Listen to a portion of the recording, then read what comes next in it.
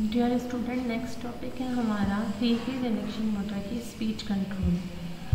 Three phase induction motor की speed control हम stator और रोटर साइड दोनों से कर सकते हैं, क्योंकि मोटर में दो इम्पोर्टेंट पार्ट होते हैं।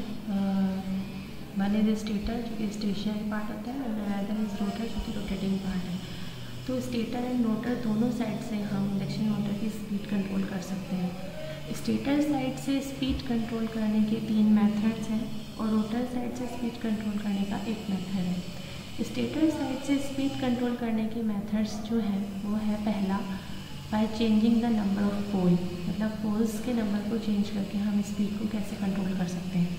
दूसरा है by stator voltage control, stator के वोल्टेज को कंट्रोल करके हम कैसे स्पीड को कंट्रोल कर सकते हैं। और थर्ड है by v by f control method. तो ये 3 थे स्टेटर साइड से स्पीड कंट्रोल करने के मेथड। और रोटर साइड से स्पीड कंट्रोल करने का मेथड है बाय रोटर रेजिस्टेंस कंट्रोल। तो ये 4 मेथड हैं टोटल, इन्हें हम एक एक करके स्टडी करेंगे। तो सबसे पहला है by changing the number of pole. इस मेथड को जनरली हम स्क्वायरल केज इंडक्शन मोटर के लिए ही यूज़ में लेते हैं। जैसा कि हम जानते हैं कि सिंक्रोनस स्पीड होती है 120 F/P। तो नंबर ऑफ पोल को चेंज करेंगे तो सिंक्रोनस स्पीड चेंज होगी, सिंक्रोनस स्पीड चेंज होगी तो रोटर की स्पीड चेंज होगी, क्योंकि रोटर की स्पीड होती है स्लिप फार्मूले से ns × 1 - s। ये होता है हमारा nr, क्योंकि हम जानते हैं s बराबर से nr - ns/nr होता है। तो नंबर ऑफ पोल चेंज करने से सिंक्रोनस स्पीड चेंज होगी, सिंक्रोनस स्पीड को चेंज होने से रोटर की स्पीड चेंज होगी। तो ये एक मेथड था। बट नंबर ऑफ पोल्स को हम चेंज कैसे करते हैं, बाय एम्पलीट्यूड मॉड्यूलेशन टेक्निक और बाय कॉन्सिक्वेंट पोल्स। तो या फिर मल्टीपल स्टेटर वाइंडिंग को हम यूज़ करें, तो इस तरह से ही नंबर ऑफ पोल्स चेंज हो पाएंगे। तो नंबर ऑफ पोल चेंज होने से सिंक्रोनस स्पीड चेंज होगी और सिंक्रोनस स्पीड के चेंज होने से रोटर की स्पीड चेंज होगी। सेकेंड मेथड है by stator voltage control. Stator voltage control ये मेथड हम जनरली यूज़ में नहीं लेते हैं, क्योंकि ये इतना अच्छा नहीं है ये मेथड। क्योंकि अगर हम टॉर्क इक्वेशन देखें तो टॉर्क जो है वो डायरेक्टली प्रोपोर्शनल है bs² की। तो स्टेटर वोल्टेज हमें बहुत ज़्यादा चेंज करना पड़ेगा जिससे टॉर्क में चेंजेस हों। तो स्टेटर वोल्टेज अगर हम रिड्यूस कर रहे हैं तो टॉर्क रिड्यूस हो जाएगा। टॉर्क रिड्यूस होने से, टॉर्क की वैल्यू कम होने से स्पीड अफेक्टेड होगी।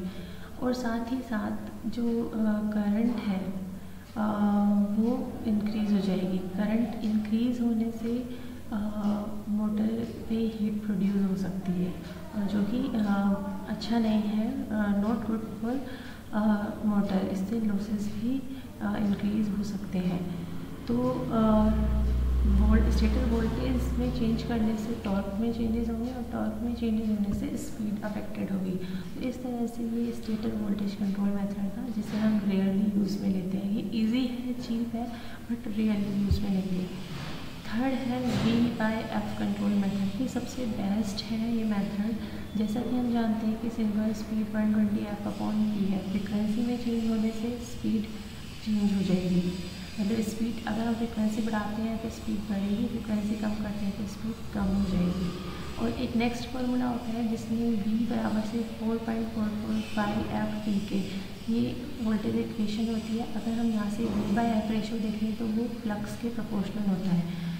अब हम यहाँ पे अगर देखें, वोल्टेज को बढ़ाएंगे तो फ्लक्स बढ़ेगा, फ्रिक्वेंसी को बढ़ाएंगे तो फ्लक्स कम होगा। तो फ्लक्स में चेंजेस की वजह से मैग्नेटाइजेशन कैरेक्टरिस्टिक में चेंजेस आएंगे। तो हम इस तरह से चेंज करेंगे वोल्टेज और फ्रिक्वेंसी को कि एक चीज़ को बढ़ाएं और एक चीज़ को कम करें, जिससे ओवरऑल फ्लक्स हमारा कांस्टेंट रहे। फ्लक्स कांस्टेंट रहे बट स्पीड हमारी चेंज हो जाए। तो इस तरह से ये सबसे बेस्ट मेथड है। इसमें मैग्नेटाइजेशन कैरेक्टरिस्टिक्स भी कांस्टेंट करती है। इसमें वोल्टेज को हम इंक्रीज़ करेंगे तो फ्लक्स हमारा इंक्रीज़ हो जाएगा, और फ्रिक्वेंसी को अगर हम इंक्रीज़ करते हैं तो फ्लक्स हमारा डिक्रीज़ हो जाएगा, क्योंकि इन्वर्सली प्रोपोर्शनल है। तो अगर हम वोल्टेज को इंक्रीज़ करें और फ्रिक्वेंसी को अगर हम डिक्रीज़ कर दें तो ओवरऑल एक पैरामीटर को हम बढ़ाएं और एक को घटाएं तो हमारा फ्लक्स कांस्टेंट रहेगा। तो फ्लक्स V/F रेशो कांस्टेंट होने से स्पीड कंट्रोल कर पाएंगे हम। तो ये सबसे बेस्ट मेथड था।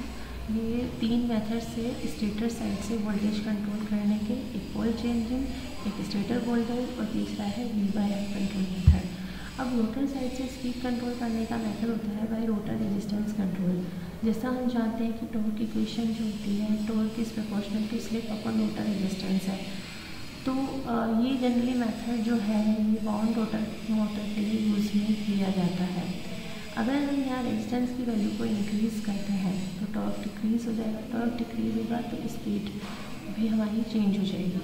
तो इस तरह से रोटर रेजिस्टेंस को चेंज करने से हम स्पीड को कंट्रोल कर सकते हैं। तो ये स्लिप रिग इंडक्शन मोटर के लिए ही मेथड यूज़ में लेते हैं क्योंकि वहाँ पर प्रोविज़न होता है एक्सटर्नल रेजिस्टेंस को ऐड करने का, क्योंकि वहाँ पे स्लिप रिंग्स के थ्रू हम और रेजिस्टेंस को ऐड कर सकते हैं।